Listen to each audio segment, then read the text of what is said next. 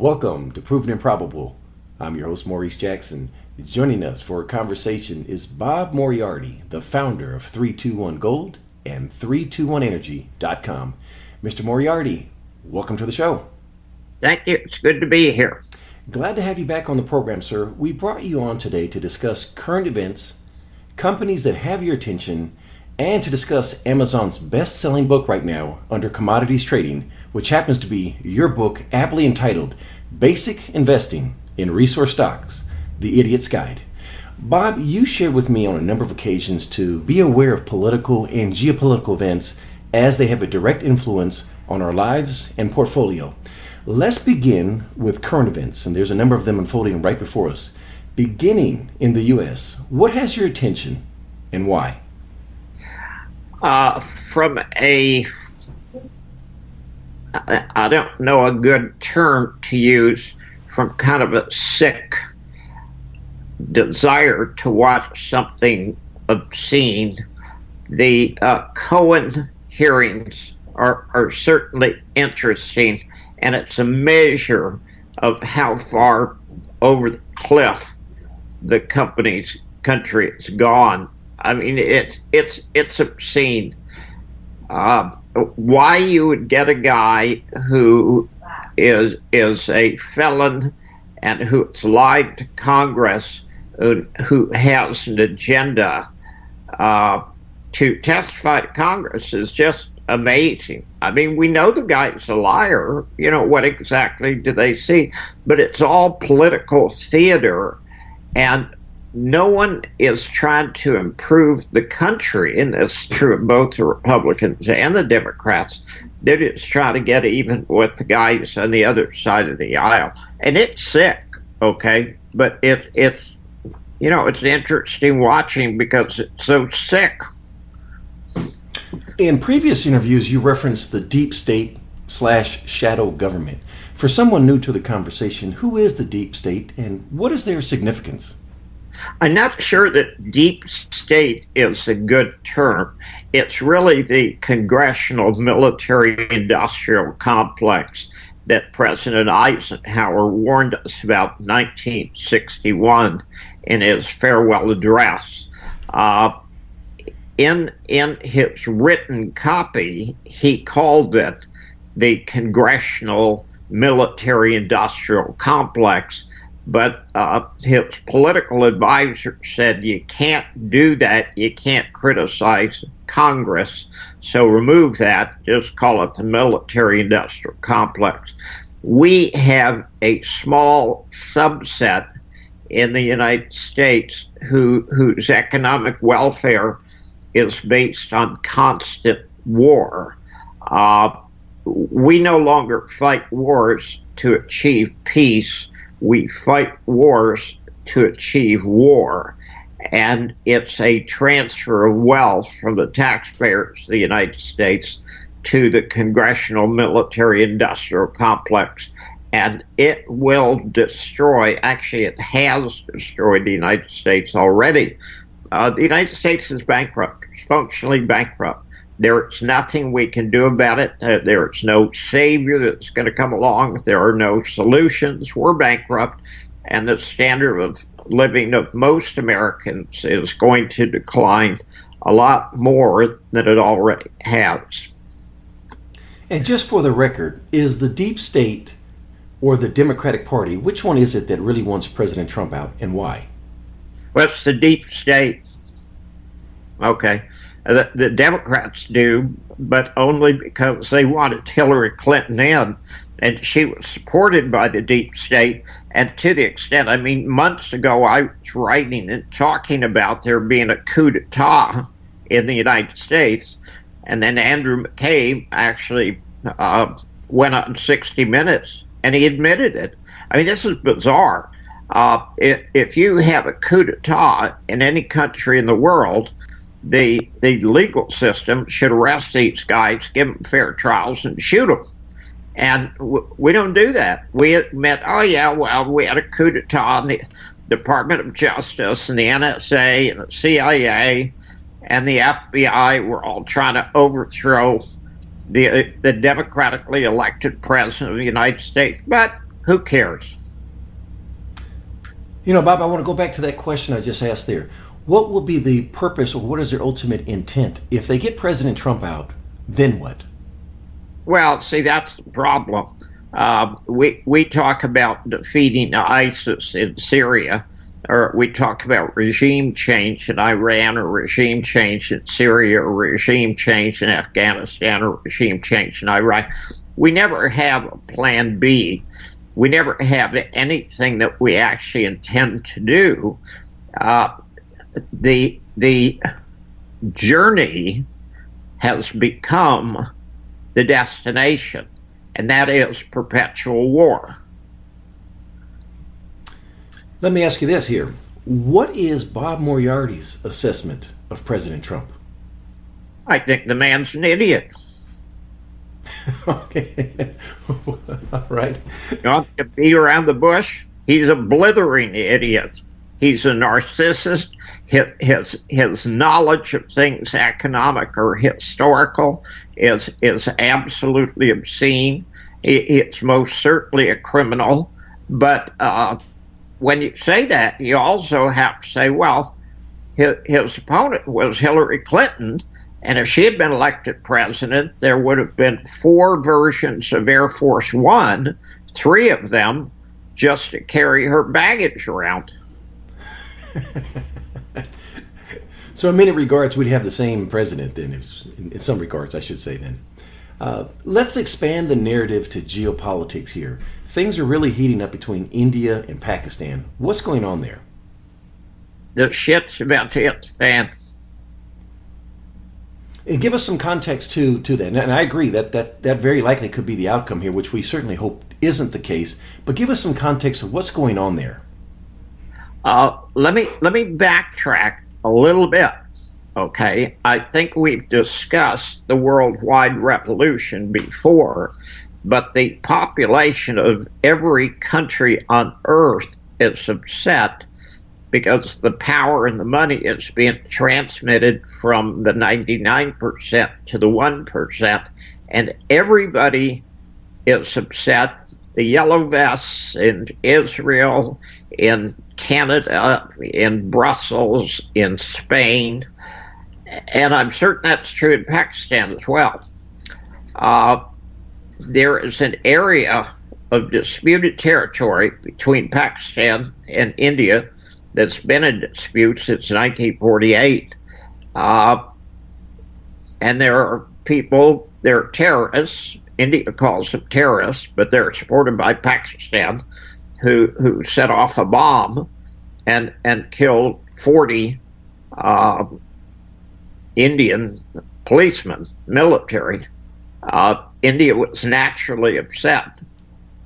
When you're dealing with 2 parties who are equipped with nuclear weapons, you want to avoid that kind of stuff, because one of the options is everybody keeps being stupid and you end up lobbing nuclear weapons at each other. I'm not going to say I'm predicting it. I don't know what the possibility is. I know it's a very dangerous time, and I wish there was a way of sorting it out that made sense. But unfortunately, I mean, the only sane political leader in the world today, I think, is Putin. You know, and speaking of Putin, I want to address the situation with Russia and Ukraine as well. But before we do that, let's move west and go and discuss the situation between the U.S. and Iran. What's going on there? Well, here's what's funny. Israel has been advocating for a war against Iran since 1982. It's in writing. They've said it many, many times. It has nothing to do with Iran and everything to do with Israel. And Israel has convinced the United States to fight their wars for them. There is no Iranian nuclear weapons program, period. It stopped years ago. All 17 U.S. intelligence agencies admitted, and there is no nuclear weapons program, period, end of story. Everything that is being said about Iran is something that has been made up by Benjamin Netanyahu and the Mossad, and they're trying to convince the Americans to go to war. Now, since Donald Trump was bought and paid for by Sheldon Adelson, he sold his soul for about $30 or $35 million in the presidential campaign. Benjamin Netanyahu, through Sheldon Adelson, literally tells the President of the United States what to do. And I naturally against that. However, if Hillary Clinton had been elected, she would have done the same thing. We need to stop fighting wars for Israel. I am not a pacifist. I am the opposite of a pacifist. I am a warrior, and I have fought in wars, and I know all about war because I've been there. I would defend my country and my family and my state in a minute against a true enemy. But we go out and create these straw enemies who are not the enemies of us on behalf of Israel, and then we attack them and we let a bunch of our kids get killed, and we pay for the war. And it's bankrupted the United States, and the United States is going to end up just like the French Empire, the Spanish Empire, and the Russian Empire, and the British Empire. It's going to bankrupt itself, and the standard of living of Americans is going to go down substantially fighting wars for a tiny, meaningless country in the Middle East. You know what you say, sometimes I know that others may disagree with it and say that's a little extreme, but the reality is you've stated empirical evidence. Wars bankrupt nations, and then they also devalue their currency, and history does repeat itself, and the United States currently is on that trajectory. Let's move north here. You referenced Russia earlier. There isn't that much news coming out from Russia and Ukraine. What's the situation like there? Well, actually, there is. And again, that's a situation where the neocons, who are under the control of Benjamin Netanyahu, I mean, they're traitors to the United States, but they would like to get into a war with Russia, and they're using the Ukraine. And it's really funny because the Ukrainian government is supported by the United States, Poroshenko, they're just as corrupt as they could be. It's the worst possible thing in the world for the Ukrainian people, but we don't give a shit. Okay, as long as they do what the United States wants to do, which is antagonize Russia. Now, everybody talks about Russia having invaded Crimea, but the Crimea was always part of Russia and been part of Russia since, I think, Catherine the Great. The Crimea only became part of Ukraine in 1954 because Khrushchev got drunk and he signed it over to the Ukrainians. But Ukraine was part of the USSR back then, so he didn't really change anything whatsoever. When the United States sponsored and paid for and admittedly paid $5 billion of American dollars to subvert the Ukrainian government and sponsored a coup d'etat in Ukraine against their democratically elected president, then the thugs that are running Ukraine started stirring up trouble that was anti-Russian, and the people in the eastern part of the country voted and said, we don't want to be part of Ukraine, we're Russian, we've always been Russian, and we want to be Russian. So Ukraine is kind of split in two. Ukrainian Navy tried to force a ship through a very narrow strait, and the Russians captured the ship and said, no, you can't do that. That's illegal to do.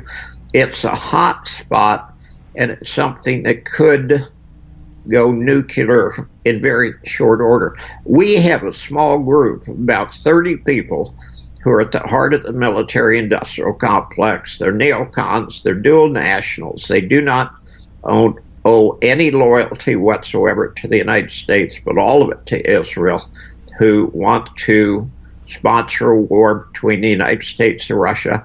And if we allow them to do that, it's a war that's going to last for about 30 minutes.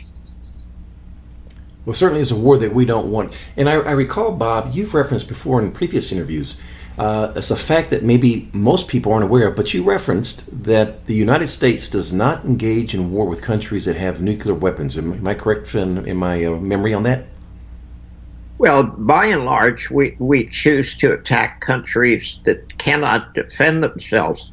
So Pakistan was good, and Afghanistan was good, and Iraq was good, and Syria is good, and Iran's good. Why they're antagonizing Russia, which most certainly is nuclear armed, I don't know. Switching gears, let's move on to companies that have your attention at the moment. Well, there's my favorite trio, and Quentin Henney is behind all three of them, Novo Resources, which we have talked about at some length.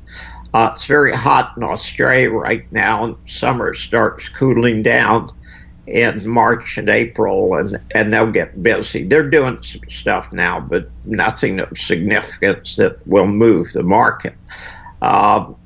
They will be testing at Egina, probably starting in April, and I expect some very significant results there. But of more interest is Miramont, that I think they've completed 6 holes so far in southern Peru, and they've got a very interesting deposit with 3 big targets that could be a world-class project.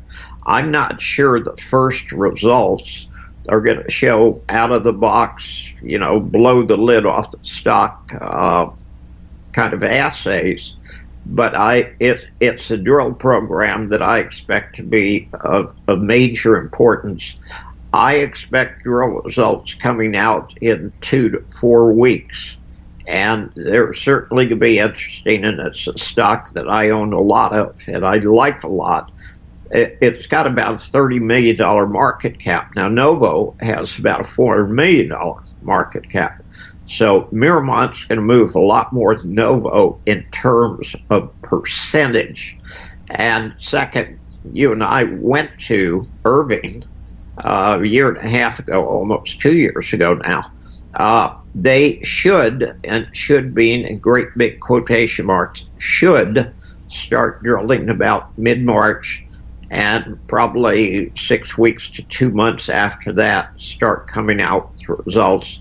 They're testing 2 things. They're going to test the area that we saw that had very high grade gold right at surface in a vein system. And just for your information, Keith Barron went over there. The samples that we took tested about $25,000 a ton. Keith Barron took a sample that tested $35,000 a ton. That's not going to be the first drill target. The first drill target is going to be in the center. The center has shown some several grams to the ton assays from the quartz silica cap that makes it a center, and that's interesting because that's typically not where the gold is. The gold is trapped underneath the center, and they're going to drill into that. And I can't tell you whether they'll hit on the first hole or the 50th hole, but I expect some real barn-burning results there. Yes, truly interesting times for Dr. Quentin Henney there. How about switching to the metallic group of companies? What can you tell us about them? Well, the first company that I wrote up going back 18 years ago was Nova Gold. And the guy that I was working with was Greg Johnson. He was vice president of exploration. A very intelligent guy, very good guy. I like him a lot. And what he's done is he's put together 3 companies in different commodities. He's got a company that specializes in copper, and it's called Granite Creek. He's got a company called Group 10 that has a platinum palladium deposit in Montana, right next to the Stillwater mine. And it appears, from a technical point of view, it appears that they've got a carbon copy of the Stillwater mine. Greg has done a brilliant job of putting packages together that nobody else has ever put together before. Everybody knew there were some good projects there at Stillwater that wasn't owned by Stillwater. But, one guy owned one and another guy owned another company owned the other.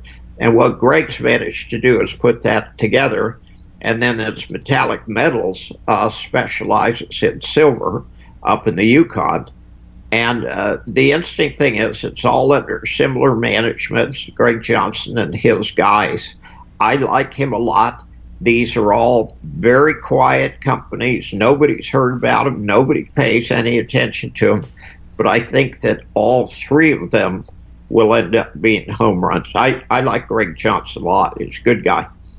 And full disclosure, all the companies that you've referenced so far, they are sponsors of Proven and Probable with the exception of Granite Creek Copper. There's one more company that recently you've been discussing, and that is Rover Metals. What can you share with us? Well, Rover's interesting. Rover's got a market cap of about $3 million, and they got just under $1 million in the bank. So they can get started.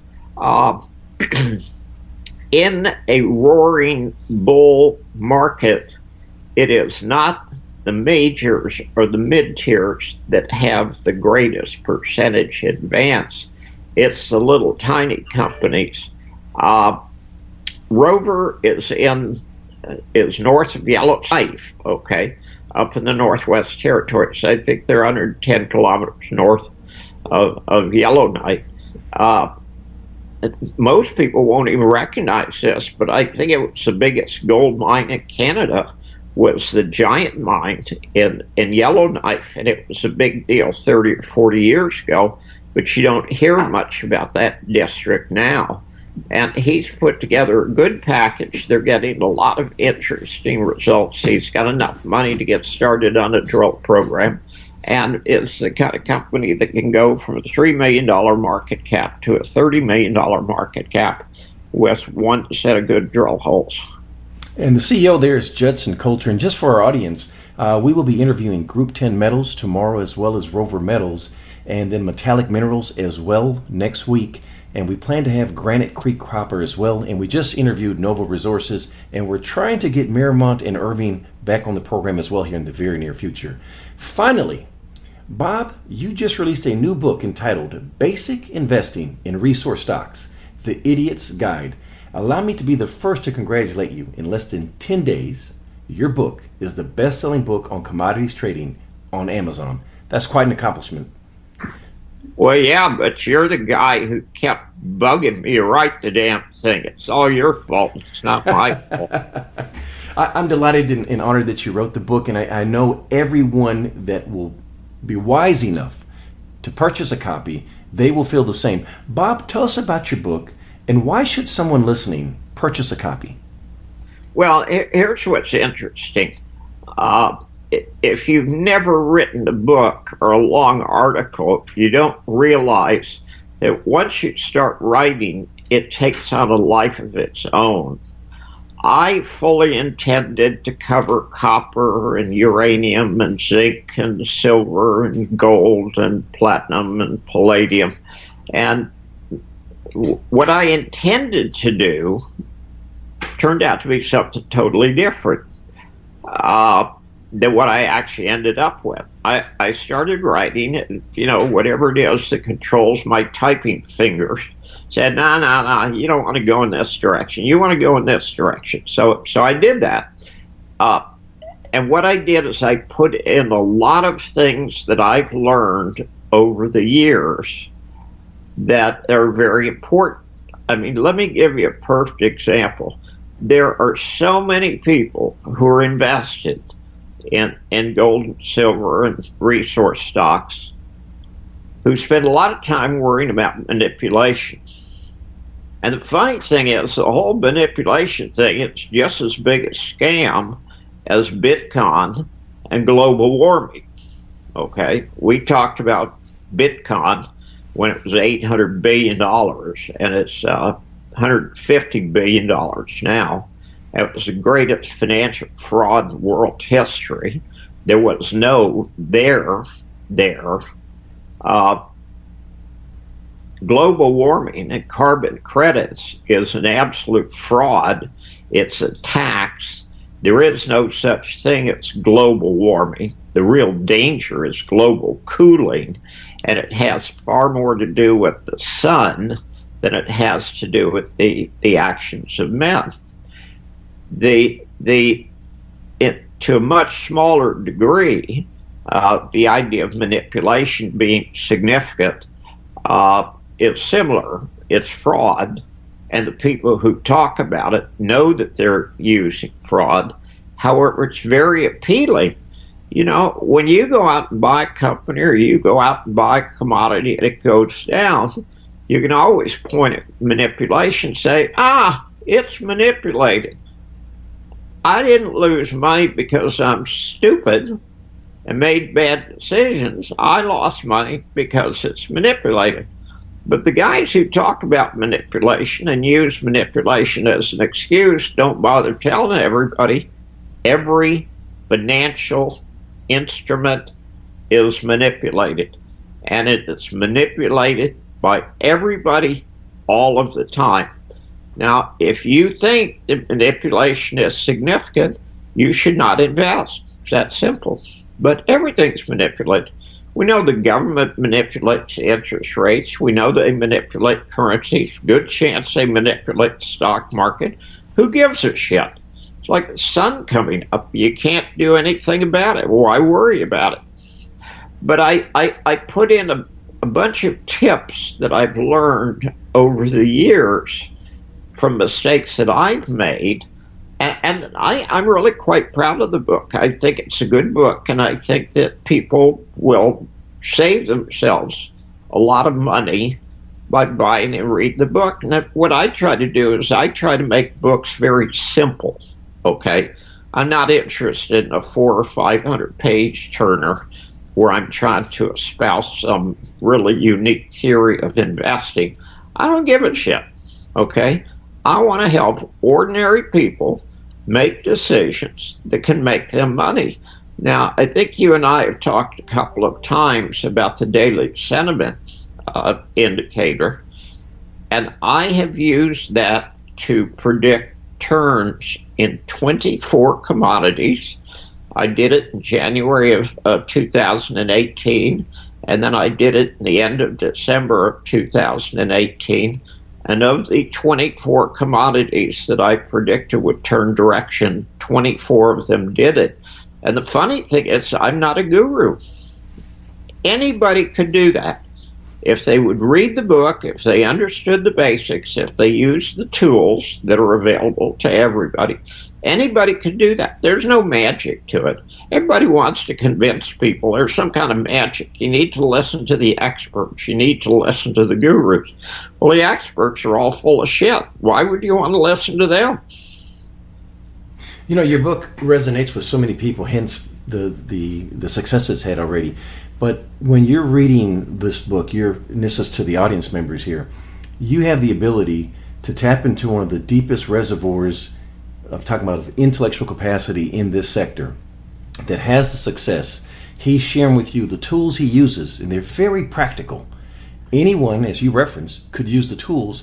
When I first read the book, it wasn't what I expected, and not in a disappointing way. I thought you were going to go into a more technical side of just sharing, I'm looking for these certain parameters, but instead it's a very pragmatic book, and it's very easy to understand and apply. And Bob, on behalf of Proven and Probable, we want to thank you for giving us the seal of approval as one of the trusted sources that you recommend for readers. That is by far the highest compliment to our work, and I want to thank you for that, sir. Well, I don't know whether you should thank me. If people hate the book, I'm going to blame you. We'll take the blame on that one. Yeah. Let me ask you this as well. What type of feedback have you received from your peers in the industry? Very positive. I mean, when you're a writer, you never really know how people are going to react to it. I mean, face it, there's a lot of books that aren't worth reading. But when you do something and you've invested a lot of time and energy and thought into something, you want people to react to it in a positive way. And I've talked to a lot of people, and I've had a lot of people do reviews so far, and there will be a lot more reviews, and everybody's receiving it very well. And these guys are not trying to suck up to me. If they saw a problem with it, they'd say something. Bob, give us the title one more time and share with us where we can purchase a copy. Okay, you can go to Amazon.com and buy it there. And in any country, they sell books. And it's Basic Investing in Resource Stocks, The Idiot's Guide. And I want everybody to understand it's not the reader that's the idiot, it's me. Bob, before we close, last question. What Okay. did I forget to ask? Probably dozens and dozens of things. You just lack the ability to ask any interesting questions. Once you got past, how are you doing on your book? You just ran out of interesting things to say. He forgot to ask about the new investment. Oh, which new investment? Ah, Oh, Well, please share with us. Barbara wants to tell you about her new investment in commodities. And that would be what? sheep. Sheep. Yeah, sheep. No, ma'am, I heard you whisper. You have to share with the audience. We got you live on air here. Come on, Barbara. Bought two of the Swiss Valley black-nosed sheep. Ah, They are a special breed. They are very rare, and they are absolutely gorgeous. Living in five-star luxury in the New Forest in England, and they are two males, but they sort of didn't perform, did they? Really? Yeah. So they had They, to. let me be nice about this. They used to be males. So they have them fixed, but they are they're not like normal sheep. They are like lovely, cuddly teddy bears. Got to go now. pleasure speaking with you, ma'am. I will send you a photo. Please do. Okay. Bob, for someone that wants to get more information on your work, please share the websites. Got two websites, 321 Energy and 321 Gold, and they're free websites, and we got about 50,000 people a day coming to them. And we think they're valuable. And last but not least, please visit provenandprobable.com for mining insights and bullion sales. You may reach us at contact@provenandprobable.com. Bob Moriarty of 321 Gold and 321energy.com. Thank you for joining us today on Proven and Probable. It's been a great pleasure. Thank you, and thank you for bugging me to finish the book. All the best to you, sir. Take care. Good deal. Bye. Thank you for joining us today on Proven and Probable. Remember to like and subscribe for more conversations with the most respected names in the natural resource space. Check out our website at www.provenandprobable.com. The information presented on Proven and Probable is provided for educational and informational purposes only, without any express or implied warranty of any kind, including warranties of accuracy, completeness, or fitness for any particular purpose. The information is not intended to be and does not constitute financial, investment, or trading advice, or any other advice. You should not make any financial, investment, or trading decision based on any of the information presented without first undertaking independent due diligence and consultation with a professional broker or competent financial advisor.